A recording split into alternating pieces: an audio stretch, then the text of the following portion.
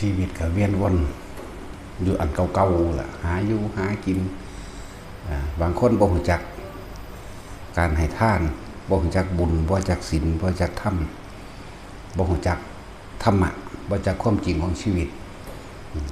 แต่ละมื้อแต่ละเว้นมาตั้งแต่ตื่นขึ้นจนเท่านอนหลับขมุกขมุมอยู่เฉพาะการหาอยู่หากินเลี้ยงครอบครัวเจ้าของเองเฮ็ดธุรกิจกันในธุรกิจครอบครัวในธุรกิจเครือญาติพี่น้องใส่ใจตะแนวทั้งนั้นแหละได้ขาดทุนกำไรต่อสู้กันเรื่องเอาเปรียบเรื่องโกงซอยกัน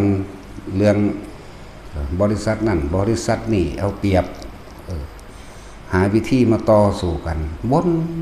แต่อยู่หาอยู่หากินนะบ่รู้จักการทำบุญแต่ว่าทำบุญก็บ่ได้รู้จักบุญอีกนานๆมีที่หนึ่งก็ไปขอเอาอยู่สันตะปึตะพื้อบ่มีหยังแต่ละคนเกิดมากอะหาประโยชน์บ่ได้บ่มีประโยชน์ต่อผู้อื่นนะเอาประโยชน์เฉพาะส่วนตัวเรียกว่าเห็นแก่ตัวเต็มๆโดยบ่ได้รู้จักว่าตัวเองเห็นแก่ตัวก็มีคำอ้างก็บ่เฮ็ดก็บ่ได้กินไปสิมาหาเลี้ยงหานี่สารพัดเด้เนาะหมุนวนแต่อยู่ในธุรกิจในครอบครัวธุรกิจในตระกูลพ่อตระกูลแม่ธุรกิจในเครือญาตินะสารพัดวนเรือนเก่านั่นแหละแต่ว่าอันขาดทุนแน่ฝันลายแน่ไปสะเดาะเคราะห์สะได้แขะยันจะของบ่สบายเห็นบ่ยันจะของบ่สบายยันจะของมีเคราะห์ยันจะของเป็นโทษยันจะของขาดทุนแต่ละมื้อแต่ละเว้นบ่สนใจที่สิสละความเห็นแก่ตัวบ่รู้จักเด้นี่แหละคือชีวิตจริงความจริงถ้าว่าเรื่องศาสนาก็บ่ได้รู้จักว่าเพิ่นสอนหยังดอกเพิ่นสอนธรรมะในศาสนาเพิ่นสอนความจริงของชีวิตเจ้าของเองเพิ่นสอนความจริงของความเกิดมาเป็นทุกข์แบบใดเป็นทุกข์เพราะว่าพวกเจ้าหาอยู่หากินขมุกขมุมบ่รู้จักการแบ่งปันบ่รู้จักเมตตากรุณามุทิตาอุเบกขาบ่รู้จักเอื้อเฟื้อเผื่อแผ่บ่รู้จักเจ็บบ่รู้จักปวดบ่รู้จักตายนี่คือได้เพิ่นสอนบ่รู้จักว่าหลังจากตายแล้วชีวะจิตวิญญาณนั่นสิไปเกิดสู่ภพภูมิใดบ่รู้ฮู้ขมุกขมุมบ่ใน